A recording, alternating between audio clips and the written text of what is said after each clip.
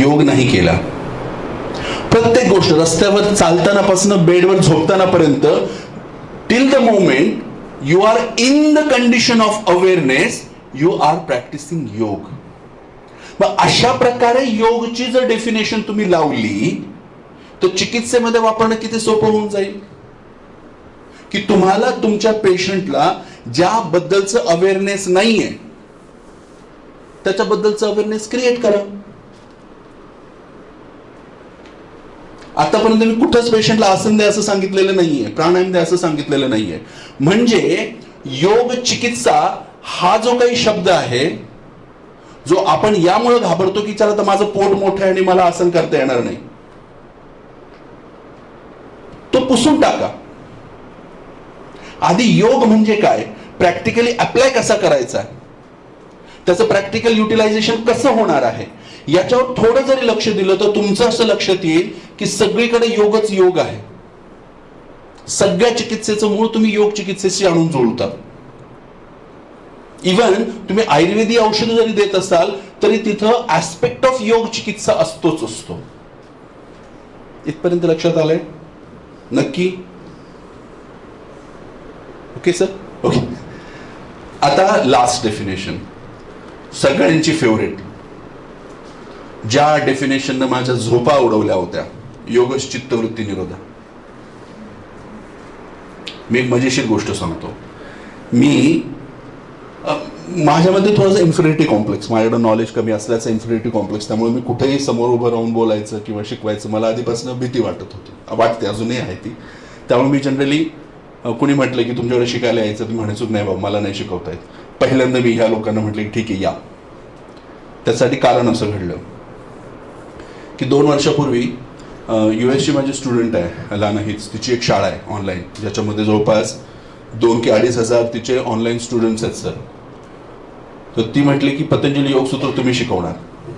म्हटलं आला ना, मला नाही जमणार, मी तुझ्याशी डिस्कस करू शकेल, कुणाला तरी मी एखाद्या शिक्षकाचं नाव देतो, तू त्यांना बोल, कारण मला शिकवायला नाही जमत. ती म्हटली की नाही मला बाकी माहित नाही, मी तुमचं नाव ऑलरेडी टाकलंय आणि तुम्ही शिकवणार आहात. आणि त्याच्यानं सांगितले प्रत्येक पेशंटचे मी तुम्हाला $300 देणार आहे. मग म्हटलं की ठीक आहे, त्यावेळेस पैशांची जरा गरज होती. मोटिवेशन आहे ना, मनी इज अ मोटिवेशन. मग मी पतंजली योग सूत्राचं म्हटलं आपण आता लेक्चर्स बनवत, असं सगळं झालं.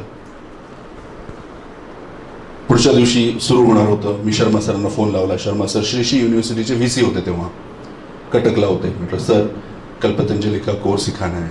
तर ते एकदम त्यांच्या भाषेत, मैं तो तुझे पहले से ही कह रहा था निसार तू शुरू कर. म्हटलं ठीक है सर शुरू करो, लेकिन प्रश्न है क्या सर, ये चित्त क्या होता है. Trust me, this is the conversation that had happened. मी जवळपास 12 ते 15 स्टुडंट्स होते ऑनलाईन त्या झूमसाठी. पूर्ण तयारी झाली आहे आणि शिकवण्याच्या आदल्या रात्री मी त्यांना फोन करून विचारतोय की सर चित्त क्या होता है. सर हसले. ते कधीच असं मोठ्याने हा हा करून हसत नाही, त्या दिवशी हसले. अब तू पतंजलि सिखाने के लायक हो गया, तू सिखा दे, जो तेरे मन में आता है वो बोल दे. कारण चित्तची ही जी कन्सेप्ट आहे ना, ती इतकी, म्हणजे प्रत्येक वेळी पतंजली वाचताना, म्हणजे आता या पोरींना माहिती आहे माझ्याकडे पतंजलीच्या कमीत कमी 10 आवृत्त्या असतील माझ्या क्लिनिकमध्ये, वेगवेगळ्या 10 आवृत्त्या. मी प्रत्येक वेळी पतंजली वाचतो, काहीतरी वेगळंच कळतं. चित्त हा शब्दच पिच्छा सोडत नाही की चित्त अजूनही मला कळलं नाहीये की चित्त काय. जेव्हा मला असं वाटायला लागतं की हा आता मला चित्त समजलंय, एखादं दुसरं त्याची टीका वाचली किंवा दुसरं पुस्तक वाचलं की लगेच कन्फ्युज होऊन जातं. तर मला आता मी ज्या योग चित्तवृत्तीची व्याख्या तुम्हाला सांगतोय ती मला कळलेली डेफिनेशन आहे की चित्त म्हणजे साधारणपणे तुमचं कॉन्शियसनेस. चित्त म्हणजे तुमचं कॉन्शियसनेस आणि वृत्ती म्हणजे काय, त्या कॉन्शियसमध्ये येणारे सतत विचार. आता वृत्ती एक्सप्लेन करण्यासाठी मी तुम्हाला एक उदाहरण देतो. आपल्याकडे आहे ना वेळ? 5 मिनिटं. ठीक, जर आता जरी नाही झालं तर आपण पोस्ट सेशनमध्ये जर तुम्ही थांबलात लेक्चरसाठी तर आपण घेऊयात. ठीक आहे. वृत्ती मला कशी कळली, तर माझी भाची, आता ती मोठी झाली आहे खूप, परंतु तिच्या लहानपणी 2000 साधारणपणे 4-5 मध्ये लहान होती आणि माझ्या आजोबा तिला गोष्ट सांगत होते शेख चिल्लीची. माझे वडील तिचे आजोबा शेख चिल्लीची गोष्ट सांगत होते. शेख चिल्लीची गोष्ट आठवते का सगळ्यांना अंड्याची? शेख चिल्ली घर में बैठा था, उसकी बीवी उससे नाराज थी, उसकी बीवी ने उसे मार के घर से भगा दिया, कुछ काम करके कमा के लाओ तो मैं तुम्हें घर में खाना दूंगी. अशी ती गोष्ट होती ना, की त्याची बायको त्याच्यावर चिडते, त्याला लाथ मारून हाकलून देते की काहीतरी कमव, काम कर, तरच मी तुला घरात घेणार. मग तो बाहेर जातो, मग तो चिंतेत बसलेला असतो. त्याच वेळी एक माणूस तिथून जात असतो. तो त्याला म्हणतो की शेख चिल्ली तू कुछ काम करेगा? तो म्हणतो की हाँ करूंगा. बोले ये अंडे की टोकरी है, ये अंडे की टोकरी तू मेरे साथ में अगले गांव तक लेके चलेगा तो मैं इसमें कि तुम्हें 10 अंडे और 1 मुर्गी दूंगा. मग शेख चिल्ली ती अंड्याची टोपली जी असते ती डोक्यावर घेतो आणि चालत असतो. मालक पुढे चाललाय, शेख चिल्ली मागे चाललाय. तर शेख चिल्लीच्या डोक्यात विचार येतात कि अब मुझे 10 अंडे मिलेंगे, 1 मुर्गी मिलेगी. फिर उस 10 अंडों से 10 मुर्गी के बच्चे आएंगे, फिर 10 मुर्गी के बच्चों से 100 अंडे मिलेंगे, फिर 100 अंडे के 100 मुर्गियां होगी, फिर 100 मुर्गियों में से मुझे 1000 अंडे मिलेंगे, फिर मेरे पास में 1000 मुर्गियां होगी, फिर मैं मुर्गियों को बेचकर बकरे खरीदूंगा, फिर एक बकरे से 100 बकरे होंगे, फिर 1000 बकरे होंगे, फिर मेरे पास में ऊंटों का रेवड़ होगा और फिर मैं सबसे अमीर आदमी बनूंगा. मेरे पास में इतना पैसा होगा कि बादशाह मुझे बुला के सरदार बनाएगा. जब मैं सरदार बनूंगा तो मेरे पास में बंगला होगा, फिर मेरे बंगले में मेरी बीवी मेरे पास में आएगी और मुझे बोलेगी खाविंद मुझे माफ कर दो, खाने के लिए चलिए. और मैं उसको बोलूंगा की जा मैं नहीं आता. द मोमेंट तो जा मैं नाही आता म्हणतो तर ते जे काही आहे टोपलं ते खाली पडतं. अंड्याचं टोपलं डोक्यावर घेतल्यापासून अंड्याचं टोपलं खाली पडेपर्यंत जो काही प्रवास झाला ती असते वृत्ती. लक्षात आलं? चित्तवृत्ती म्हणजे काय? की अंड्याचं टोपलं डोक्यावर घेतल्यापासून अंड्याचं टोपलं डोक्यावर पडल्यापर्यंतचा जो प्रवास आहे त्याला म्हणतात चित्तवृत्ती. कळलं का? जर कळलं नसेल तर मला याच्यापेक्षा चांगलं शिकवता येणार नाही. आता आपण डे ड्रीमिंग करत असतो. एक साधारणपणे 2 महिन्यापूर्वी मला माझ्या साडूनं शेअर मार्केटमध्ये ओढलं की ट्रेडिंग सुरू करूया. म्हटलं की नाही रे ते असं असतं. त्यानं भरपूर मोठं लेक्चर दिलं की नाही नाही असं नसतं. मग त्यानं मला ते तुम्हाला माहिती असेल तर त्या निफ्टीचे ऑप्शन कॉल त्याच्या काही गोष्टीत त्या भानगडी शिकवल्या. अर्थात माणूस आहे, मला असं वाटलं की येस भारी आहे. मग एकदा असंच बसलो होतो. पहिले 2-3 कॉल सक्सेसफुल झाले, भारी. मला साधारण 70-75 हजार रुपये मिळाले 3-4 दिवसात. म्हटलं यार येतो अच्छा बिझनेस आहे. एकदा असंच बसलो होतो. म्हटलं मग आता ह्या 75,000 रुपयाचं मी ऑप्शन घेणार आणि त्याच्यामध्ये जर 10 पट मिळालं तर 7.5 लाख रुपये. मग मी त्यातले 1.5 लाख रुपये बाजूला काढून 5 लाख रुपयाचं मी परत ऑप्शनचा कॉल घेणार. मला 50 लाख रुपये, 5 करोड असं जाता जाता मी 500 करोड पर्यंत पोहोचलो. 500 करोड नंतर माझा स्वप्नातला बंगला मला दिसायला लागला, त्यातला स्विमिंग पूल दिसायला लागला. आणि त्याच्यानंतर परत मी एक मेसेज वाचला टिंग टिंग की त्याच्यामध्ये 25,000 लॉस झालाय म्हणून. तो जे काही विचाराची शृंखला जी असते ना ती असते चित्तवृत्ती.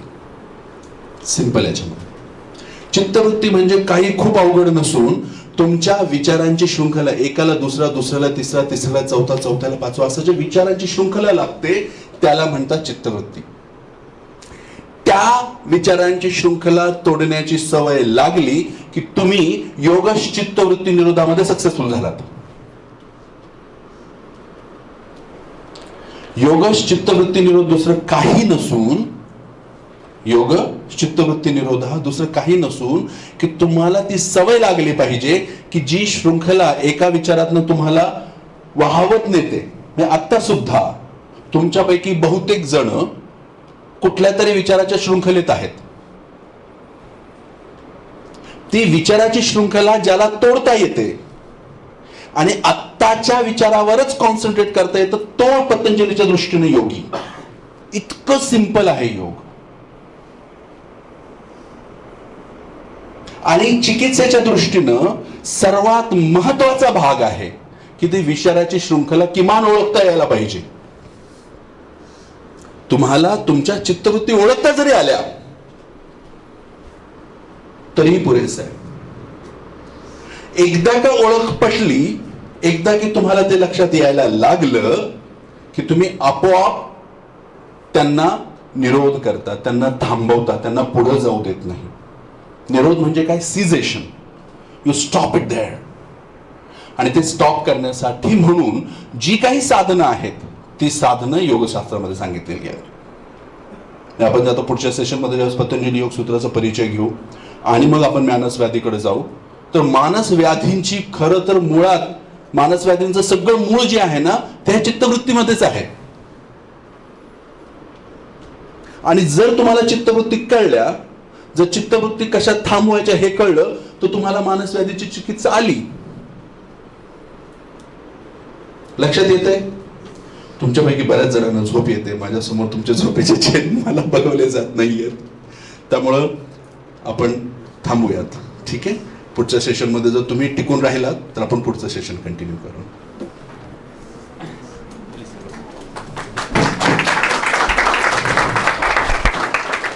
साधारण 6 महिन्यापूर्वी राघव गोपटे सरांचा पुण्यतिथी निमित्त जो कार्यक्रम होता त्याच्यामध्ये सर मुख्य व्याख्याते म्हणून होते. तेव्हा मी सरांना एकदा ऐकलं आणि मला वाटतं सर लगेच समोरच्या गोडपी कॅफेमध्ये तुम्ही कॉफी प्यायला बसलो होता तेव्हाच मी तुम्हाला गुरुकुलचं आमंत्रण दिलं होतं. आणि तेव्हाच मी ठरवलं होतं की सर गुरुकुलात आलेच पाहिजे. आणि तुम्हाला अगदी पहिल्या प्रार्थनेच्या सुरापासून कळालं असेल की काय व्यक्तीमध्ये ऊर्जा आहे आणि किती जीव तोडून सांगण्याची ती म्हणजे एक तळमळ आहे. आणि त्यामुळं खरंच खूप सुंदर आतापर्यंत पण होत आहे आणि खूप साध्या साध्या भाषेत तुम्ही सांगितलं. सर नेहमी म्हणतात आमचे की एखादी गोष्ट अवघड करून सांगणं फार सोपं आहे, पण एखादी गोष्ट सोपी करून सांगणं फार अवघड. आणि हे सोपी करून सांगण्याचं खूप चांगलं कौशल्य तुमच्याकडे आहे. त्यामुळे अतिशय सुंदर प्रवास होतो आहे. हा पुढचा प्रवास आपण सुरू करूया तसाच आणि कंटिन्यू ठेवूया. आता पानकांचा एक छोटासा ब्रेक घेऊया 15 मिनिटाचा आणि पुन्हा भेटूया. आपण खाली जाऊया. ओम सर्वांनाच माहिती आहे की अकार, उकार आणि मकार यानं 3 यानं म्हणतो. तर ओमचं उच्चारण ऑन बेसिक लेवल असं होतं. तर थोडंसं जोश येण्यासाठी त्यांच्याकडनं प्रेरणा घेऊन, तर जसंही मी अ, उ आणि म सुरू करेल तुम्ही अ सुरू करायचं. मग तुमचं ज्यावेळेस म सुरू होईल तेव्हा मी अ सुरू करणार. म्हणजे ते सायक्लिक पद्धतीनं ते चालेल. ते 5 वेळा 7 वेळा किंवा जोपर्यंत आपल्याला छान वाटतं तोपर्यंत करू. इट्स व्हेरी नाईस एक्सरसाइज झोप घालवण्यासाठीची.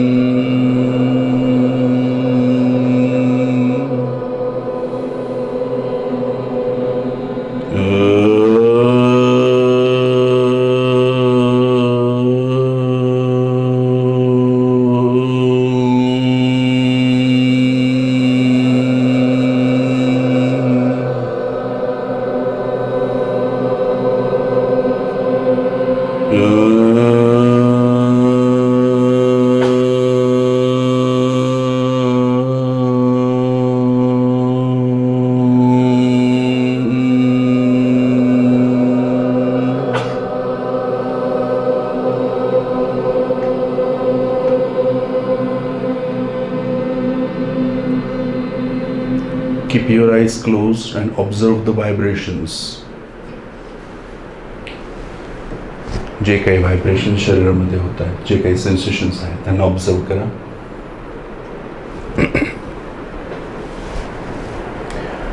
ओम सहना भवतु सहनौ भुनक्तु सह वीर्यं कर्वावहै तेजस्विनावधीतमस्तु मा विद्विषावहै. ओम शांति शांति शांति.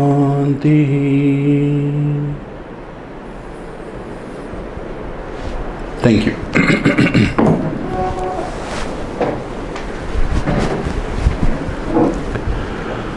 Okay, so good morning again. सर्व आता फ्रेश झाले. रसाचं प्रीणन कार्य लगेच दिसून येत आहे. असं आयुर्वेदिक बोललं की थोडंसं इम्प्रेशन पडतं नाही का. तर आपण आता योग काय आहे, साधारणपणे योग कशा प्रकारे परसिव्ह करावा ह्याच्याबद्दल थोडंफार आपण जाणून घेतलंय. एक गोष्ट अशी आहे की मी आता जे काही तुम्हाला देतोय दॅट्स द इन्फॉर्मेशन. ही गोष्ट कदाचित तुम्हाला यापूर्वी माहिती असेल की there is a difference between information, knowledge and wisdom. So whatever you are perceiving right now or you are getting right now is the information. Today is the world of information. म्हणजे world is full of information.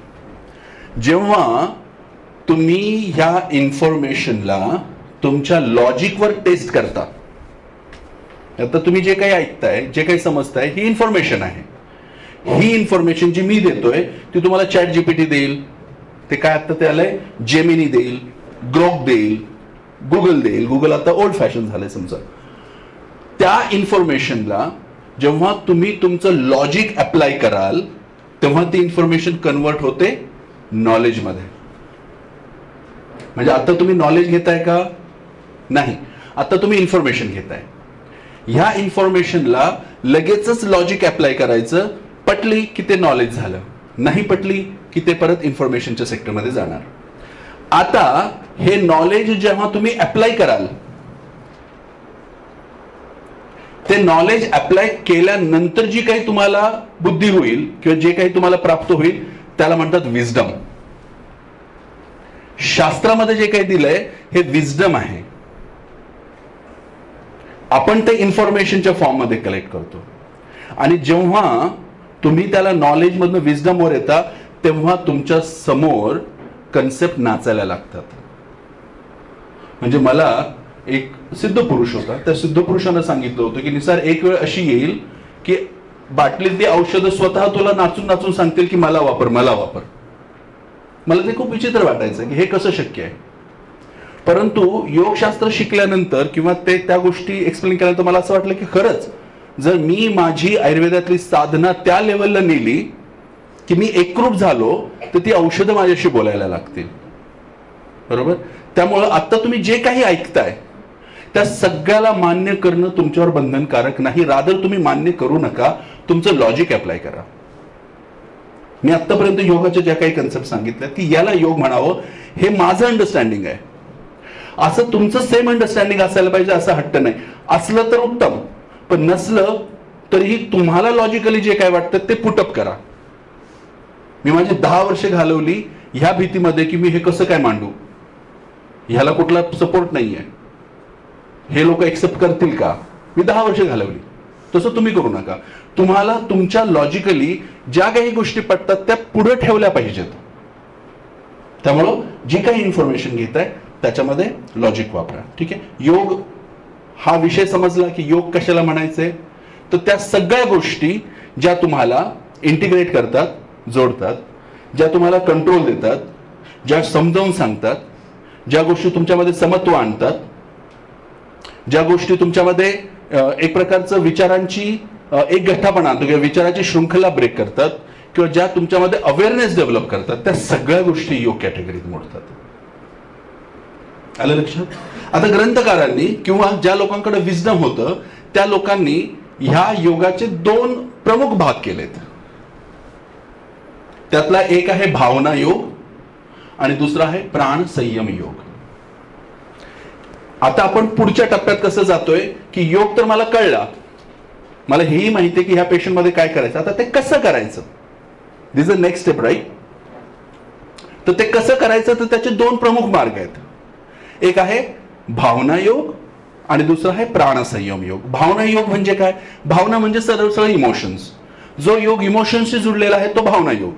C, मी हे खूप basic आणि non technical लेवलला घेऊन जातो, त्यामुळे don't take this as like an arguments. Okay. मी तुम्हाला समजावण्यासाठी म्हणून ह्या टर्म्स वापरतो. जर आपल्याला त्या सैद्धांतिक चर्चेवर करायचं असेल तर then there could be different meaning. तर भावना योगाच्या अंतर्गत काय काय तर yes show show show show sorry मी आधी विचारायला पाहिजे होतं तुम्हाला. योग चित्तवृत्ती निरोध इथे आपण लेक्चर पॉज केला होता. तर आपण सांगितलं की विचार शृंखला कुठे तोडायची हे कळलं पाहिजे. पण ती विचार शृंखला मला नसेल तोडायची तर फॉर एक्झाम्पल माझ्यासमोर एक पेशंट आहे, मला दिसते की मला त्याची अशी अशी लाईन ऑफ ट्रीटमेंट करायची. मग त्यातनं मी म्हटलं की मला आधी एक्स औषध द्यायचं आहे, मग मला हे पंचकर्म करायचं आहे किंवा व्हॉट्सएव्हर की मी एका विचारातनं दुसरा विचार करत जाते. कॉन्शियसली मला कळते की ही विचार शृंखला आहे आणि कुठेतरी मला दिसतंय की हां एवढं करून झाल्यावरती मे बी पेशंटली थांबल्यावरती आपल्याला असा असा रिझल्ट अपेक्षित आहे. इथे माझी विचार शृंखला पूर्ण झाली किंवा मी म्हणेन की हां बाबा असं असं करून तो पूर्ण बरा होईल असं मला वाटतं. तर मग मी ही विचार शृंखला का करू? ती विचार शृंखला नाहीये, तो एक विचार आहे. त्या पेशंटच्या बाबतीत केलेला विचार शृंखला कुठली असते की आता हा पेशंट मी हे करणार, त्याला बरं वाटणार, मग तो 10 पेशंट माझ्याकडे पाठवेल, मग त्या पेशंटमधनं मला उत्पन्न मिळेल. ही विचार शृंखला झाली. तुम्ही जो काय सांगता तो पेशंटच्या बाबतीत केलेला विचार. तेव्हा तुम्ही प्रेझेंटमध्ये आहात, तुमच्या समोरच्या पेशंटबद्दल तुम्ही विचार करताय, त्याच्यासाठी प्लॅन करताय. विचार शृंखला तो एक विचार झाला. असे अनेक विचार जेव्हा एकाला जोडून दुसरे येतील तेव्हा ते विचार शृंखला होते. Is that clear? म्हणजे असं नाही करता नाही ठीक आहे आता मी याला औषधं देते पुढचा काहीच विचार करत नाही असं नाही. या औषधानं काय होऊ शकतं तर ते तुम्ही लॉजिकली तेव्हा तुम्ही तो युक्तीप्रमाणे तुम्ही तिथं केलेलं असतं. ती प्रेझेंटमध्ये राहून तुम्ही करत असता. ज्या विचार शृंखलेचं चित्तवृत्तीचं जे बोलतोय त्याच्यामध्ये तुमचा कंट्रोल नसतो.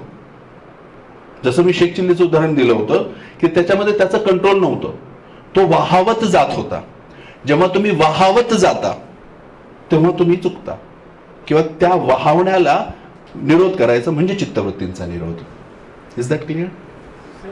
तुम्ही आता सांगितलं ना की विचारांची शृंखला, पण असं पण आहे की लॉ ऑफ मॅनिफेस्टेशन, तुम्ही विचार करत राहा तुम्हाला काय करायचंय काय नाही, त्या बाबतीत आता हे कसं लॉजिक? लॉ ऑफ मॅनिफेस्टेशन मी खरं तर वाचलेलं नाहीये, मला त्याच्याबद्दल जास्त माहिती नाहीये. परंतु माझं शास्त्र जे सांगतं की मॅनिफेस्ट तुम्ही प्रेझेंटला मॅनिफेस्ट करत राहिला की जे काय आहे त्याच्यावर कॉन्सन्ट्रेट करा.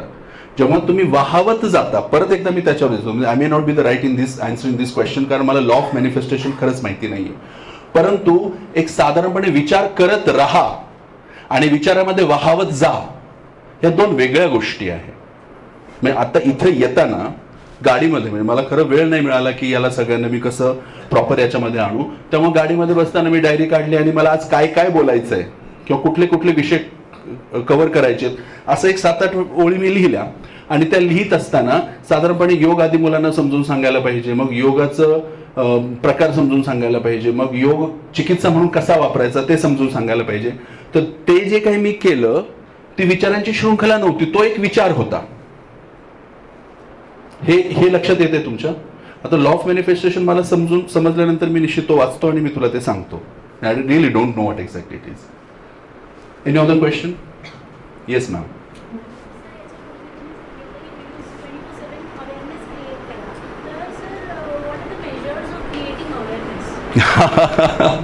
Very nice. अवेअरनेसचा कुठलाच मेजर नाहीये. To be in the present, आणि तो व्यक्तिगणिक बदलतो. म्हणजे माझ्यासाठी जी intensity of awareness and that your intensity of awareness will decide your काय म्हणू आपण त्याला उंची. मी उदाहरण म्हणून सांगितलं होतं की सेम हॉलमध्ये सगळेच आयुर्वेदाचे विद्यार्थी आहोत, त्याच्यामध्ये हरीश सर एका उंचीला आहेत, त्याच्यानंतरच्या उंचीला कोणीतरी असेल, त्याच्यानंतरच्या उंचीला कोणीतरी असेल. So it is all depend on तुमच्यासाठी इंडिव्हिज्युअल त्याचं मेजर मी डिसाईड नाही करू शकणार, ते तुम्ही स्वतःच करता. Awareness is infinite. Awareness is infinite. तुम्ही जितकं अवेअर व्हाल तितकं ते कमीच आहे. त्यामुळं मिनिमम अवेअरनेस तर पाहिजे की आता मी तुमच्याशी बोलतोय तर मी काय बोलतोय याच्या प्रती मी अवेअर असणं पुरेसं आहे. म्हणजे ह्याचं एक प्रात्यक्षिक आम्ही काही वेळेमध्ये केलं होतं. सरांनी असं सांगितलं होतं की तुम्हाला अवेअर कशा गोष्टीबद्दल असायला लागेल की मी आता असे हात धरलेले आहेत, माईक असा आहे, माझी दृष्टी ह्या दिशेनं आहे, मी चालताना उजवा पाय पुढे टाकलाय. म्हणजे असं केलं होतं. 7 दिवस आम्ही त्या स्टेटमध्ये होतो. त्याला स्टेट म्हणण्यापेक्षा ट्रान्स, की प्रत्येकाची अवेअर होण्याची क्षमता ही वेगवेगळी असते आणि तुम्ही किती अवेअर होता त्याच्यावर तुमची उंची ठरते. म्हणजे सुपरमॅन आणि माझ्यामधला फरक हा आहे की मी तितका अवेअर नाही आहे. तो पण ह्युमनच आहे, पण तो सुपर ह्युमन झाला कारण त्याच्याकडे अवेअरनेस जास्त आहे. गुरु आणि शिष्यामध्ये तोच फरक असतो की कदाचित शिष्याला गुरुपेक्षा ज्ञान जास्त असू शकतं, परंतु गुरुकडे अवेअरनेस जास्त असतो. Does that answer your question?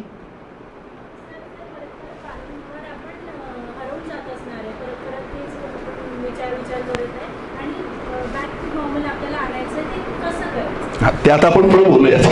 तीच योग चिकित्सा आहे, ते आपण बोलूयात. पण आत्ताचा जो प्रश्न होता की अवेअरनेस कसा मोजायचा, त्याचं उत्तर मिळालं की तो मोजता नाहीये, तो वाढवत जायचा असतो. ती प्रत्येक क्षणाला तुम्हाला हे होतात. म्हणजे आत्ता जर तुम्हाला असं वाटत असेल की तुम्हाला 2 तासापूर्वी जो योग माहिती होता त्याच्यापेक्षा जास्त कळला, तर तुमचं amount of awareness is more than before 2 hours. म्हणजे आज संध्याकाळी कदाचित तुमचा अवेअरनेस लेवल हा सकाळपेक्षा दुपटीने जास्त झालेला असेल. म्हणजे that is not, there is no specific criteria for it. You can experience it. आणि जेव्हा तुम्हाला असं वाटतं की मला काही येत नाही, तेव्हा तुम्हाला जास्त आलेलं असतं. जेव्हा तुम्हाला असं वाटतं की मला सगळं येतं, तेव्हा तुमचा अवेअरनेसचा प्रवास संपलेला असतो.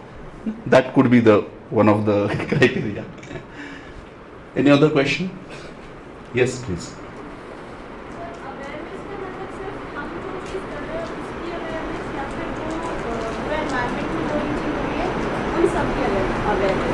मैं जिस अवेयरनेस की बात कर रहा हूं, it is connected with your own self. Yoga teachers you to be an absolute selfish. So selfishly, if you are aware of yourself, you automatically become aware of everything that is around you. When you are aware of yourself, you become aware of your environment also. The effort that you can take is being aware of yourself. That is the first step. You have some confusion in that, I guess. क्या confusion है, बोलिए. देखिए, मैंने जैसे कहा कि मैं teacher नहीं हूं, हम ये डिस्कस कर रहे हैं. हो सकता है कि मुझे आपसे कुछ सवालों के जवाब मिले. So you just tell me your confusion.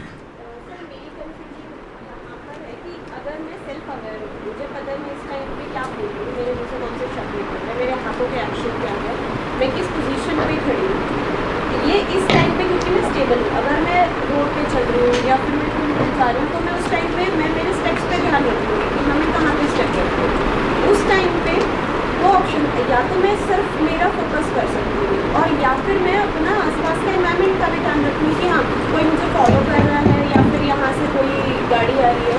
तो मेरा मन वो 2 साइड में डिवाइड हो गया. तो वहाँ पे ऐसा देखा जाए तो आयुर्वेद के हिसाब से मन एक टाइम में एक ही काम करता है ना. तो जब आप कह रही है कि मैं सिर्फ अपने ऊपर ध्यान दे रहा हूँ, उस वक्त आप अपने ऊपर ही नहीं ध्यान देते, तो अपने आप अपने सराउंडिंग पे भी ध्यान देती. इसलिए मैंने कहा कि जब आप अपना सेल्फ अवेयरनेस बढ़ाती है तो आपका अपने आप अवेयरनेस बढ़ जाता है. मैं एग्जाम्पल के तौर पे आपको बोलता हूँ. मैंने एक सुनी थी, एक बहुत बुद्धिस्ट मॉन्क जिनसे मिला था मैं धर्मशाला में. तो उन्होंने इस अवेयरनेस की कंसेप्ट समझाते हुए बोला था कि उनके गुरु इस तरह से रहते थे कि वो सिखाते थे, और अगर कोई उनकी तरफ बाण अगर मारता था तो बिल्कुल लास्ट मोमेंट उसको पकड़ लेते थे. ये मैंने उस जो ये था, क्या नाम था उनका, क्या कहते हैं उसको, उनके जो गुरु थे उनके मुंह से मैंने सुनी हुई कि वो उनके अपने गुरु के बारे में बता. वो कह रहे थे कि अवेयरनेस की ये स्टेज होती है कि जब आप खुद के प्रति पूरा अवेयरनेस बढ़ा लेते हो, तो आप बाकी सारी चीजें जो आपसे जुड़ी हुई है आप उसके प्रति अवेयर हो जाते हो. ठीक है, तो आपका काम खुद पे अवेयर देना है, अपने आप चीजें. These are the simultaneous process, I guess. Those things happen simultaneously.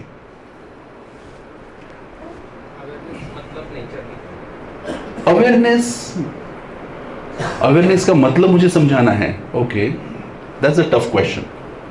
Awareness मतलब इस वक्त तुम्हारे साथ में क्या हो रहा है, प्रेजेंट में रहना, अभी इस वक्त क्या हो रहा है. मतलब इसका मैंने आपको सूक्ष्म बताया कि इस वक्त मुझे वो अभ्यास कैसे किया जाए.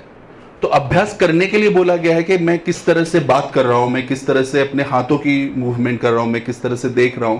ये सारे चीजों को देखते रहना, ये अभ्यास का तरीका है ना. इससे जो आता है कि आप अपने आप के बारे में अवेयर हो जाते हो, वो खुद के अंदर आता है. ठीक है. यस.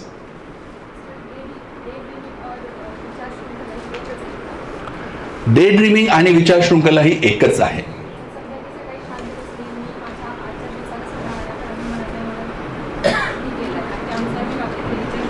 खूपच मी यापूर्वी पण याचं उत्तर दिलं की वाहवत जाणं आणि कॉन्शियसली तुम्ही प्लॅन करणं ह्या दोन वेगळ्या गोष्टी आहेत. म्हणजे आता जसं मी सांगितलं, कारमध्ये येताना मी आज प्लॅन केला की मला लेक्चर साधारणपणे कशा प्रकारे घ्यायचंय, ती शृंखला नव्हे, तो विचार झाला. परत एकदा सकाळी बसून मी आज दिवसभर काय करणार आहे हे जर तुम्ही कॉन्शियसली अवेअर राहून जर तुम्ही लिहित असाल की 8 वाजता माझा हा प्लॅन आहे, 10 वाजता माझा हा प्लॅन आहे, 12 वाजता हा प्लॅन आहे, तर ती विचार शृंखला नाही झाली. विचार शृंखलेमध्ये तुम्ही वाहवत जाता, तुम्हाला कळत नाही की मी आता काय. म्हणजे मी आता तुम्हाला विचारलं की शेवटचा तुमचा थॉट कुठला आहे, तो थॉट कुठून आला तुम्हाला माहिती आहे का? आपोआप तुम्ही जेव्हा जर हा तिथून आला, अच्छा तो थॉट कुठून आला, तो तिथून आला. म्हणजे अननोईंगली, इनव्हॉलेंटरीली तुम्ही जे वाहता ती विचार शृंखला, त्या वृत्ती. विचार शृंखला एखादी मोटिवेट असेल किंवा तोच विचार माझ्या सारखा मनात येत असेल तर ते मग वाईट झालं की विचार शृंखलाच झाली ती विचार शृंखला. ज्याच्यावर तुमचा कंट्रोल नाही ती विचार शृंखला. म्हणजे एखादी चांगली गोष्ट आहे, समजा पाटणकर सर आहेत तर त्यांच्यामुळे आम्ही इन्स्पायर झालो. आम्ही विचार केला की आता मी कॉलेजला गेल्यावरती असा स्टडी करेन, आयुर्वेदाला स्कोप आहे, या डिरेक्शनला जाईन, असं करेन, सरांसारखं मोठं होईल. हा विचार सारखा मनात येणं ही विचार शृंखला, ती विचार शृंखलाच झाली. कारण आता तुम्ही तो विचार करण्यात काही अर्थ नाही. आत्ता मला सरांकडनं काय काय घेता येणार आहे त्याचा प्लॅन जर तुम्ही केला तर तो विचार शृंखलेत येणार नाही. मी जाऊन काय करणार, मग त्याच्यानंतर असं होईल, मग त्याच्यानंतर तसं होईल, असा जो काही करता ते विचार शृंखलेत मोडतं. एम पर्यंत जाण्यासाठी आपल्याला विचार करावेच लागतात. तोच विचार जर सारखा येत असेल, तुम्ही कोर्स झाल्यानंतर ज्यावेळेस घरी बसून कराल की मी हे शिकले आणि आता याला मी असं इम्प्लिमेंट करणार, तर मी त्याला विचार मानेल. आत्ता इथं बसून तुमचं प्रेझेंटचं काम आहे की अजून तुम्हाला घ्यायचं खूप काही आहे, ते पूर्ण नाही झालं आणि तुम्ही तुमचा एमचा विचार करताय तर ते विचार शृंखलेमध्ये जाईल. ज्याही ठिकाणी वाहवत जाणं येतं, जिथं तुमचा कंट्रोल आहे तो विचार झाला. तुमचा कंट्रोल नसताना तुम्ही वाहवत जाता, एक तर फ्युचरमध्ये जाल किंवा पास्टमध्ये जाल, ती शृंखला झाली. सर बरोबर? प्लीज करेक्ट मी समथिंग, म्हणजे कारण असं नको व्हायला की विद्यार्थ्यांपर्यंत काही चुकीची गोष्ट जाईल. Any other question sir? अंतःकरण चतुष्कोमध्ये चित्त हा आलेला आहे कॉन्शियसनेस. तर हा चित्त कुठून येत आहे आणि विचार कुठून येत आहे? तर अंतःकरण चतुष्कोमध्ये 4 हे सांगितलेले भावपदार्थ: बुद्धी, मनस, अहंकार, स्मृती आणि अहंकार. तर सर हे चित्त पण सांगितलेलं आहे, बुद्धी, मन, अहंकार आणि चित्त. तर सर हे जे स्मृती आहे, 8 प्रकारची स्मृती सांगितलेली आहे, तर हे विचार हे त्या स्मृतीमधून येत आहे. आणि चित्त हे स्मृतीरहित आहे. म्हणजे ॲट प्रेझेंट चित्त हे ॲट प्रेझेंट आपण हे सांगू शकतो की ही गोष्ट स्मृतीमधून नाही येत आहे, ॲट प्रेझेंट येत आहे. त्याच्यामध्ये काही इनव्हॉलेंटरी मुवमेंट नाही आहे. जसं जे तुम्ही सांगितलं अनकंट्रोल मेमरीज नाही आहे, कोणती मेमरीची इन्व्हॉल्वमेंट नाही आहे त्याच्यामध्ये चित्तामध्ये, म्हणून ती विदाऊट मेमरीच्या येत आहे, त्याला आपण चित्त म्हणू शकतो. आणि जो विचार येत आहे तो मेमरीमधून येत आहे. म्हणजे जसं बुद्धीचे 5 हे सांगितलेले आहे की आपले जे पंच ज्ञानेंद्रिय आहेत त्याच्यापासून आपण विषयांचे ग्रहण करतो आणि ते स्मृतीच्या स्वरूपात तिथं कार्मिक रूपामध्ये त्याचं हे बनते. हा जो टॉपिक आहे ना, हा टॉपिक खूप डीपर आहे.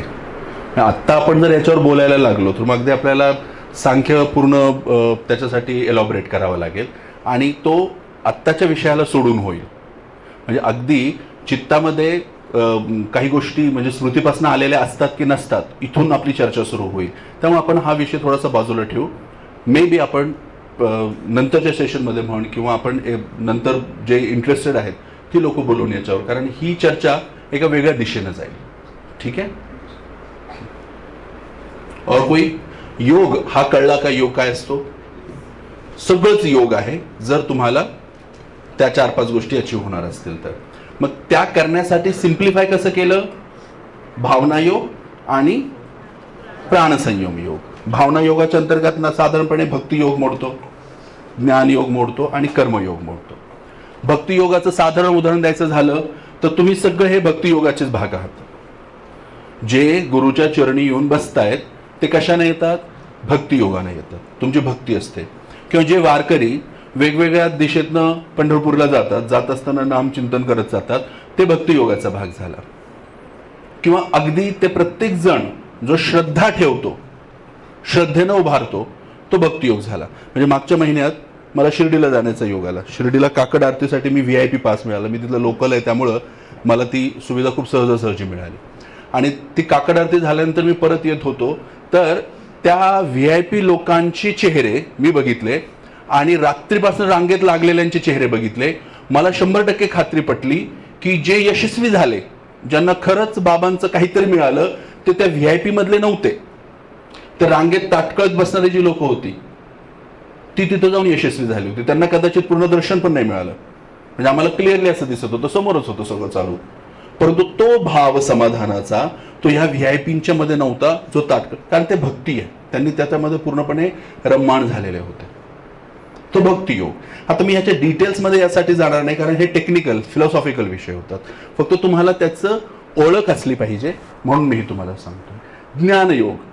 ज्ञानयोग काय आहे की जी कुठली गोष्ट आहे ती सगळी जाणून घ्यायची, ज्याला आपण समाधी म्हटलं. समाधीची जी मी व्याख्या तुम्हाला सांगितली की सगळं जाणून घेणं ही समाधी आहे, तो तसा तो ज्ञानयोग. आणि त्याच्यानंतर आणखी कुठलं सांगितलं? कर्मयोग. जे कुठलंही कर्म करतोय ते कर्म पूर्णतः इमानदारीनं करणं, योगिक पद्धतीनं करणं. जसं मी सांगितलं की मी आत्ता जर तुम्हाला शिकवतोय आणि आता हे शिकवताना जर माझे इंटेन्शन्स काही चुकीचे असतील, तुम्हाला शिकवणं किंवा तुमच्यापर्यंत मला कळलेल्या गोष्टी पोहोचवणं या व्यतिरिक्त कुठलंही माझं इंटेन्शन असेल, दृश्य किंवा अदृश्य स्वरूपाचं, तर हा योग नाही, हा कर्मयोग नाही. तो माझा धंदा किंवा बिझनेस झाला. पण माझं इंटेन्शन जर तुम्हाला प्युअरली शिकवणं असलं तर मग मात्र तो माझ्यासाठी कर्मयोग होईल. हे प्रत्येकासाठीच. वैद्य म्हणून खुर्चीत बसल्यानंतर मला एवढा पैसा पाहिजे अशा इंटेन्शननं जर तुम्ही प्रॅक्टिस करत असाल तर तो तुमच्यासाठी कर्मयोग नाही होणार. तुम्ही कुठलंही काम करत असताना त्यातला धर्म, म्हणजे इथं माझा खूप फेवरेट टॉपिक आहे पुरुषार्थ. सकाळी कोणीतरी सॅल्वेशनचा विषय काढला होता, आता भूगोल. धर्म, अर्थ, काम आणि मोक्ष या 4 गोष्टी आहेत. प्रत्येक पुरुष, प्रत्येक माणूस जो जन्माला येतो त्याला पुरुषार्थ पूर्ण करायचा असतो. जर तुमचा पुरुषार्थ पूर्ण झाला तर तुम्ही यशस्वी, तुम्हाला स्वर्ग प्राप्ती होणार. जर तुम्ही तुमचा पुरुषार्थ पूर्ण नाही केला तर तुम्हाला नरक मिळणार. त्यातला धर्म म्हणजे काय? हा ऐन आपल्या विषयाशी निगडीत आहे म्हणून मी थोडंसं डायव्हर्जन घेतोय, परंतु हा महत्वाचा आहे. मी प्रत्येक ठिकाणी बोलण्याचा प्रयत्न करतो हा टॉपिक. धर्म म्हणजे काय हो? जे काही तुमचं कर्तव्य आहे तो तुमचा धर्म झाला. ठीक आहे. म्हणजे शिक्षक म्हणून माझा धर्म काय होईल? शिकवणं. ठीक आहे. वैद्य म्हणून माझा धर्म काय होईल? बरा करणं, पेशंटला बरं करणं. पिता म्हणून माझा धर्म काय होईल? माझ्या मुलांची व्यवस्थित देखरेख करणं, त्यांना व्यवस्थित संस्कार देणं. पुत्र म्हणून माझा धर्म काय होईल? आई वडिलांची सेवा करणं, त्यांचं सगळं बघणं. मित्र म्हणून माझा धर्म, पती म्हणून माझा धर्म, नागरिक म्हणून माझा धर्म, माणूस म्हणून माझा धर्म. असे वेगवेगळ्या धर्मामध्ये मी असतो आणि त्या त्या धर्माचं अनुकरण किंवा पालन हे करणं माझ्यावर बाध्य आहे. जर मी वैद्य बनून केवळ बिझनेस केला तर मी अधर्म करत असतो. मैं परत पिक्चर मध्ये ये अधर्मी है, ये निधर्मी है म्हणून त्याला श्राप जो दिला जातो तो जर असा दाखवला असता की त्याचा धर्म काय होता, म्हणजे पोलीस कॉन्स्टेबल जेव्हा ट्रॅफिक कॉन्स्टेबल ज्या सिग्नल सोडून लपून बसतात तेव्हा ते अधर्म करत असतात. त्यांचा धर्म आहे ट्रॅफिकचं नियमन करणं. लक्षात येत आहे? विद्यार्थी म्हणून शिकण्याच्या ऐवजी तुम्ही काहीतरी दुसऱ्या विचारामध्ये तुमचं मन जर गुंतलेलं आहे तर तुम्ही अधर्म करताय. अधर्माची व्याख्या कळली की आपलं कर्तव्य जे आहे त्या तात्कालीन त्यावेळेचं जे कर्तव्य आहे ते कर्तव्य न पूर्ण करता त्याच्याऐवजी दुसऱ्या कशात तरी रममाण होणं.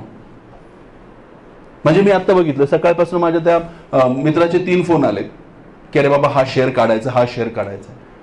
जर मी आत्ता तुम्हाला शिकवताना एक 5 मिनिट थांबा, मला जरा महत्वाचं म्हणून मी जर ते घेऊन बसलो तर हा माझा अधर्म कशासाठी होईल? शिक्षकी पेशासाठी अधर्म होईल. ठीक आहे, धर्म कळला. आता अर्थ. अर्थ म्हणजे मीन्स. मीन्स म्हणजे तुम्हाला शिकवण्यासाठी कुठल्या कुठल्या गोष्टीची गरज आहे ते जमा करणे माझं कर्तव्य आहे. की माझा धर्म पूर्ण करण्यासाठी ज्या ज्या गोष्टींची मला गरज पडते त्या गोष्टी एकत्रित करणं, जेणेकरून मी माझा धर्म पूर्ण करू शकेल, ते माझं कर्तव्य आणि त्याला म्हणतात अर्थ. ना आता माझ्याकडं चॉक असायला पाहिजे होता, माझ्याकडे बोर्ड असायला पाहिजे होता. म्हणजे आता मी तुम्हाला जितक्या चांगल्या पद्धतीने समजावून सांगतोय त्याच्यापेक्षा जास्त चांगल्या पद्धतीने समजावून सांगितलं असतं की नसतं? म्हणजे शिक्षक म्हणून मी माझ्या अर्थामध्ये कमी पडलोय आत्ताच्या घडीला. की माझ्याकडे पीपीटी असतं तर कदाचित मी तुम्हाला ते ऑडिओ व्हिज्युअल दाखवलं असतं, तुम्हाला जास्त चांगलं कळलं असतं. म्हणजे शिक्षकाचा धर्म निभावताना मी अर्थामध्ये कुठेतरी कमी पडलोय. पिता म्हणून माझ्या मुलाची फीस भरायची आहे, त्याचं करिअर त्याच्यावर डिपेंड आहे, आणि माझ्याकडे जर पैसा नसेल फीस भरण्यासाठी तर पिताचा धर्म निभावता. विद्यार्थी दशेमध्ये तुम्ही माझ्यासमोर आलात आणि तुमच्याकडे पेन आणि पेपरच नाहीये, याचा अर्थ काय होईल? की विद्यार्थी म्हणून तुमचा धर्म पूर्ण करण्यासाठी अर्थ गोळा करण्यात तुम्ही अयशस्वी झालात. लक्षात येत आहे? अर्थ म्हणजे केवळ पैसा नसतो, अर्थ म्हणजे धर्म पूर्ण करण्यासाठीची साधनं. काम. काम याचा सरळ सरळ अर्थ आजकाल सेक्स घेतला जातो, पण कामाचा अर्थ आहे इच्छा. धर्म पूर्ण करण्यासाठीची इच्छा पण असणं गरजेचं असतं. नाही तर मला मस्तपैकी इथं शिकवायला बोलवलंय, माझ्याकडं मस्त प्रेझेंटेशन रेडी आहे, परंतु माझी इच्छाच नाही तुम्हाला शिकवण्याची. मग मी काय म्हणणार, हा ठीक आहे, योगाचा अर्थ असा असतो, तो कळला का, चला आपण पुढच्याला जाऊ. मग योग चिकित्सा, मग मानसयोग एवढे एवढे आहेत आणि ह्या मानसव्याधीची चिकित्सा करण्यासाठी ही आसनं द्या, हे प्राणायाम द्या. जर माझी इच्छाच नसेल तुम्हाला शिकवण्याची तर माझ्याकडं सगळं प्रेझेंट जरी असलं तरी मी माझा धर्म पूर्ण करू शकेल का? तर ती जी काही इच्छा असावी लागते धर्माच्या पूर्तीसाठी, ती इच्छा म्हणजे काम. आणि जेव्हा तुमच्याकडे धर्म, अर्थ आणि काम असतो, या तीनही गोष्टी असतात, तेव्हा तुम्हाला जे काही प्राप्त होतो तो म्हणजे मोक्ष. मग शिक्षकासाठी मोक्ष कुठला राहील? जेव्हा त्याच्या विद्यार्थ्यांना तो विषय कळतो आणि ते चेहऱ्यावरनं कळतं. म्हणजे Harish sir will agree with me की आम्हाला कळतं की तुम्हाला हे कळलं की नाही कळलं. म्हणजे जेव्हा ते चेहऱ्याच्या विद्यार्थ्यांमध्ये दिसतं की अरे हो ह्याला कळलंय, तेव्हा तो त्या शिक्षकाचा मोक्ष असतो. वैद्याकडे पेशंट येतो आणि तो आनंदाने म्हणतो की हो सर इतकं दुखत होतं, 8 दिवसामध्ये इतकं कमी झालं, विश्वासच बसत नाहीये. त्याच्या डोळ्यामध्ये जो असतो ना तो स्वर्ग किंवा नरक असतो, तो मोक्ष असतो. मोक्ष हा मेल्यानंतरच मिळतो. हे जे काही पिक्चरनं आपल्याला दाखवलंय आणि आपल्या डोक्यात बसले ते काढायला लागेल. मोक्ष हा क्षणोक्षणी मिळत असतो. पोरग ज्यावेळेस रिझल्ट घेऊन येतं, बापाजवळ म्हणतं की अब्बा देखो मैंने ये अचीव किया है, बापासाठी तो मोक्ष आहे. असा छोटे छोटे मोक्ष मिळवत राहिला की तो मोठा मोक्ष मिळतो. म्हणजे मी आता जे सांगतो तुम्हाला ते छोटे छोटे धर्म आहेत आणि छोटा छोटा मोक्ष आहे. तसं तुमच्या प्रत्येकाच्या आयुष्याचा एक महत् धर्म आहे, पर्पज ऑफ युअर लाईफ. आणि तो पर्पज ऑफ युअर लाईफ जर तुम्हाला सापडला तर तुमचं आयुष्य कारणी लागलं. आणि तो त्यालाच सापडतो जो त्याच्या छोट्या छोट्या धर्माप्रती जागरूक असतो. ज्याला छोटे छोटे धर्म कळतात त्यालाच त्याचा मुख्य धर्म कळतो. त्यामुळे नेहमी अवेअर राहायचं की विद्यार्थी दशेत असताना माझा धर्म अभ्यास करणं आहे, माझा धर्म हे समजून घेणं आहे. तो समजून घेण्यासाठी प्रयत्न करत राहा, तुम्हाला तुमचा मुख्य पर्पज कळेल. म्हणजे मला खूप वयाच्या खूप अर्ली स्टेजमध्ये एक अशी अनुभूतीसारखं झालं होतं की मरताना प्रत्येकाला एक क्षण असा मिळतो की ज्याला मागं वळून बघता येतो. म्हणजे अगदी तुम्ही ऍक्सिडेंटमध्ये लगेच जरी मेला असं जरी वाटत असलं तरी तुम्हाला तेवढा वेळ मिळालेला असतो की तुम्ही तुमच्या आयुष्याकडे मागं वळून बघता आणि ते ठरवतं तुमचं स्वर्ग आहे की नरक आहे. स्वर्ग नरक कोणीच बघितलेलं नाहीये, परंतु ह्या कन्सेप्टनं तो समजता येतो. ठीक आहे. तर त्या धर्माच्या प्रती, त्या अर्थाच्या प्रती, त्या कामाच्या प्रती आणि मोक्षाच्या प्रती आपली जागरूकता असली पाहिजे. आपल्याला तो प्रत्येक क्षणोक्षणाला माहिती पाहिजे, प्रॉब्लेम्स सॉल्व्ह होतात. मुख्य कारण सगळ्यात मानसव्याधींचं, म्हणजे तो टॉपिक पुढे यायचा आहे, परंतु जो मी अनुभवलाय किंवा मी बऱ्याच ज्या पेशंट्समध्ये बघितलाय की अधर्म करणं, तुम्ही तुमच्या कामामध्ये जर बेईमानी केली, तुम्ही मानसव्याधीचे शिकार होणार. आणि आपल्यापैकी 100% आपण कुठं ना कुठं आपल्या धर्माशी बेईमानी आपण करत असतो. योग ते शिकवतो की योग तुम्हाला लगेचच टकली मारतं, गप तू अधर्म करतोस. किमान तुम्हाला हे कळलं जरी की मी अधर्म करतोय, तर तुम्ही एक पाऊल मागे येता आणि तिथं ह्या योगाचा फायदा होतो. हा भावना योग. कोणतंही कर्म करत असताना धर्म अर्थ काम मोक्ष ह्या पुरुषार्थाचा जर तुम्ही विचार केला तर तो कर्मयोगामध्ये जातो. जेव्हा तुम्हाला बॅकग्राऊंडला हा पुरुषार्थ नाचत असतो, जेव्हा तुमच्या बॅकग्राऊंडला हे पुरुषार्थ काम करत असतो, तेव्हा तेव्हा तुम्ही कर्मयोगाकडे जाता. आणि जेव्हा तुम्ही तुमच्या धर्म अर्थ काम मोक्षाला सोडून कुठंतरी काम करता, तेव्हा तुम्ही कर्मयोगापासून फारकत घेता. मी कर्मयोगाची जी खूप मोठी व्याख्या करून सांगितलेली की अपेक्षा न बाळगता कर्म करा वगैरे, त्या सगळ्या गोष्टी कधी येतात माहिती आहे? जेव्हा तुम्ही तुमच्या धर्म, म्हणजे मी बापाच्या धर्मात आहे आणि मी म्हणायचं की नाही मी पेशंटचे पैसे घेणार नाही, तर तो अधर्म झाला. मला माहिती आहे की माझ्या मुलाची गरज आहे आणि मी पैसे नाकारतोय, तो अधर्म झाला. मी कदाचित समाजामध्ये माझं खूप मोठं नाव होईल की नाही डॉक्टर निसार हा दानशूर कर्ण आहे आजच्या जमान्यातला, परंतु माझं पोरग म्हणेल की नालायक बाप आहे माझा. त्यामुळे ही सूक्ष्म खूप छोटीशी गोष्ट आहे.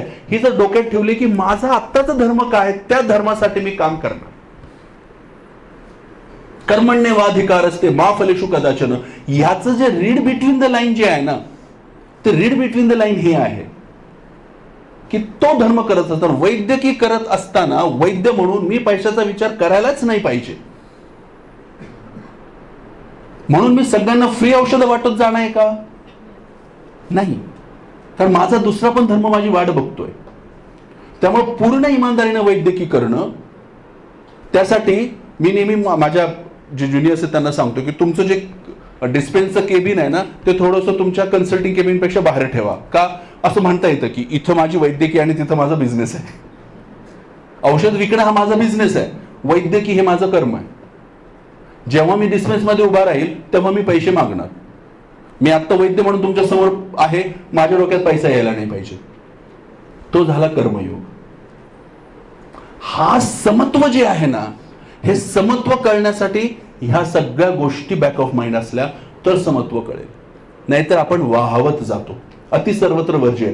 जी लोक अति चांगलं दाखवण्याचं बनण्याचा प्रयत्न करतात ना, ती फेल जातात. बरेचसे असे चांगली लोक बघितले आहेत की ज्यांची मुलं पार त्यांना शिव्या घालतात, कारण तो धर्म त्यांचा मिस झाला, तिथं त्यांनी अधर्म केलं. म्हणजे this is very raw understanding of mind. मला हे अंडरस्टँडिंग पटलंय आणि मी या अंडरस्टँडिंगवर ठाम आहे. तुमचं अंडरस्टँडिंग ॲज आय सेड ह्याच्यापेक्षा वेगळं असू शकतं. कर्मयोग लक्षात आलं? हा भावना योगाचा भाग झाला. आता त्यातला दुसरा आहे प्राणसंयम योग. प्राण संयम.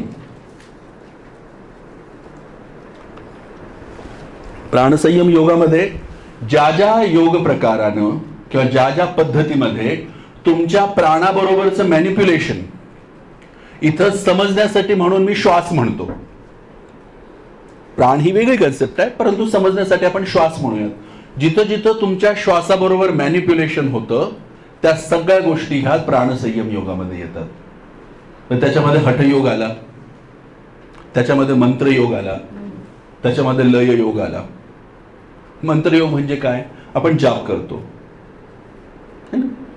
अगदी कुठलाही तुम्ही जॉब घ्या, जय श्रीरामचा जाप असू दे किंवा वारकरी लोक ज्या जातात ज्ञानोबा तुकाराम, हा जो काही जाप करत जातात किंवा तुम्ही एका ठिकाणी बसून ओमचा चॅन्ट आपण आता केला, तो मंत्रयोग झाला. हठयोगामध्ये साधारणपणे तुमच्या आसन प्राणायाम वगैरे जे आपण जे काही अवेलेबल योगाची डेफिनेशन आहे, योगा म्हणजे आसन करणं, योगा म्हणजे प्राणायाम करणं, तो हठयोगाचा भाग झाला. म्हणजे मी इन डेप्थ जात नाही ह आणि ठ म्हणजे काय, इडा आणि पिंगला म्हणजे काय, त्याच्याकडे जाण्यात काही अर्थ नाही, म्हणजे ते खूपच बेसिकला जाण्यासारखं होईल. परंतु तो हठयोग झाला ज्याच्यामध्ये तुमचं आसन आहे, तुमच्या शुद्धिक्रिया आहेत, तुमची मुद्रा आहे, तुमचे बंध आहेत, ध्यान आहे, समाधी आहे, हे सगळ्या गोष्टी या हठयोगाच्या याच्यामध्ये गेल्या. आणि लययोग ज्याच्यामध्ये तुम्ही पूर्णपणे मर्ज होऊन जाता, तो झाला लययोग. असे हे प्राणसंयम योगाचे भाग आहेत. तर हे रफली मी तुम्हाला याचं एक वर्गीकरण केलंय की भावना योग आणि प्राणसंयम योग. ठीक आहे. महत्वाच्या विषयाकडे आपण वळूयात की एक खूप फेमस सेईंग आहे आणि इथं मला तुमचं वैद्य म्हणून तुमचं लक्ष अपेक्षित आहे. म्हणजे जर आतापर्यंत तुम्ही लक्ष दिलं नसेल तर आता पुढचे 5 मिनिट मी जे काय बोलतोय ते खूप काळजीपूर्वक ऐका. खूप मोठा आरोप केला जातो, ज्या आरोपाची मी मागची 10 वर्ष सक्सेसफुली उत्तरं देतोय. योग हा चिकित्सेसाठी नाही, योग हा मोक्षासाठी आहे. कोणीच विरोध करू शकत नाही, कारण चरक स्वतः सांगून गेले. चरकांच्या पलीकडे तर कोणी नाही, मान्यच करावं लागेल. मग जेव्हा तुम्ही किंवा मी, तुमचं सोडा, मी योग हा चिकित्सेसाठी आहे असं बोलतो, तेव्हा मला त्याला सपोर्ट करायला पाहिजे, नाहीतर मी चरकांच्या विरोधात जाऊन उभा ठाकेल. बरोबर की नाही? योग हा मोक्ष प्रवर्तक आहे, पण चिकित्सेसाठी कसं काय वापरू शकतो तुम्ही? ह्याचं ज्यावेळेस मला पहिल्यांदा प्रश्न विचारला गेला, अर्थात मी थोडंफार माझा अभ्यास याचा झालेला होता, पण मी जेव्हा थोडासा लॉजिकली विचार केला आणि फॉर्च्युनेटली तेव्हा भगवद्गीता घेतलेली होती वाचायला. गीतेचा पहिलाच अध्याय कुठला आहे? अर्जुन विषाद तंत्र किंवा अर्जुन विषाद योग. योगाचा सर्वात मोठा ग्रंथ कोणता आहे? सर्वात शेवटचा आहे पतंजली, भगवद्गीता. योगेश्वर श्रीकृष्णानं सांगितलेला योगाचा आत्तापर्यंतचा सर्वात ऑथेंटिक आणि सर्वात महत्वपूर्ण ग्रंथ कुठला असेल तर तो भगवद्गीता आहे. त्याच्यामध्ये सगळ्या प्रकारचे योग सांगितलेले आहेत. पतंजलींनी काय केलंय ते आपण पतंजली योगसूत्राच्या वेळेस बोलू. जर श्रीकृष्णानं योगाचा सर्वात मोठा ग्रंथ रचण्याचा अट्टहास हा केवळ अर्जुनाला त्या विषादातनं बाहेर काढण्यासाठी म्हणूनच केला असेल, तर मग योग चिकित्सा ग्रंथ नाहीये, योग चिकित्सा शास्त्र नाहीये, हे कसं काय म्हणू शकता? गीता का सांगितली? मस्तपैकी युद्ध चालू होणार होतं, मस्तपैकी इकडनं बाण पडून त्या बाणासह झुप झुप झुप झुप झुप झुप करून जाऊन तिकडे पडणार होते. बाणातनं 50 बाण होऊन एकदम 50 सैनिक मरणार होते. तो सगळं सोडलं, कृष्णानं सगळं थांबवलं, रथ घेतला बाजूला मध्यंतरी आणि गीता सांगत बसला. का बरं? कारण अर्जुनाला गरज होती. अर्जुनाला मानस व्याधी झालेला होता, अर्जुनाला विषादानं घेरलेलं होतं. मग त्या विषादातनं बाहेर काढण्यासाठी, त्या मानस व्याधीची चिकित्सा करण्यासाठी श्रीकृष्णानं जे औषध वापरलं किंवा जे अनौषध वापरलं, त्या औषधाचं नाव आहे योग. मग मी वैद्य म्हणून योगाचा चिकित्सेत वापर करायचा का? माझं शास्त्र सांगतो हो. दुसरं, हठयोग नावाचं, हठयोग प्रतिपिका तुम्ही बघितली आहे, साधारणपणे बघून तरी माहिती असेल. घेरणसंहिता, हठयोग प्रतिपिका, शिवसंहिता, याज्ञवल्क, हे सगळी योगाची हठयोगाची ग्रंथ आहेत. तुम्ही हठयोग प्रतिपिका जर काढू, माझा एमडीचा थेसिस सर मी हठयोगावर केला होता आणि आय वॉज सरप्राइज्ड. म्हणजे सहाय सर म्हणून माझे हठयोगाचे शिक्षक आहेत, लोणावळ्याला असतात ते, त्यांनी खूप पुस्तकं लिहिली आहेत. मी त्यांच्याकडे गेलो आणि म्हटलं, सर मला याची ऑथेंटिसिटी प्रूव्ह करून द्या. म्हटलं तुम्ही सगळं परतंत्राबद्दल सांगितलेलं आहे. म्हणजे सर रिस्पेक्ट नहीं म्हणत, तो प्रेम माझ्यावर खूप करतात. सर बोले कि निसार तुम ऐसी बात कर रहे हो, तुम तो योग के स्टूडेंट हो. मैं बोला सर आपका योग विषय है और आप बोल रहे हो कि प्राणायाम से कृमि का चिकित्सा होती है. आता कृमि किती डेंजर असतात तुम्हाला माहिती आहे ना. कृमींना शरीराच्या बाहेर काढताना प्रत्येक वैद्याची दमछाक होते. आणि हठयोगावाले लिहून ठेवतायत की तुम्ही सूर्यभेदन प्राणायाम करा, तुमच्या कृमीची चिकित्सा होते. इतका मोठा क्लेम करतात. बरं जाऊ द्या, तेही समजलं मी की ठीक आहे, सूर्यभेदन प्राणायामानं उष्णता वाढते, ब्ला ब्ला ब्ला, आणि कृमींचा नाश होतो. ठीक आहे. अहो ते म्हणतायत की तुमचा अग्निवृद्धी, तुम्ही मयूरासन करा, तुमचा अग्नी ह्या लेवल पर्यंत वाढेल की तुम्ही कालकूट सुद्धा जारयेत कालकुटम. आता त्यातलं अतिशयोक्ती जरी सोडलं तरीही अग्नीची वृद्धी सांगतायत की नाही सांगतायत. अग्निवृद्धी हा आमची फ्रँचायसी आहे. आमच्या फ्रँचायसी मध्ये येऊन तुम्ही तुमचं कसं काय मांडताय? योगशास्त्र कसं संबंध आहे तेही जाऊ द्या. पश्चिम तानासनामध्ये आणि अर्धमत्स्येंद्रासनाच्या आज कुठल्या तरी फरसुतीत त्यांनी सांगितलं की उदर गुल्म ह्याची चिकित्सा होते.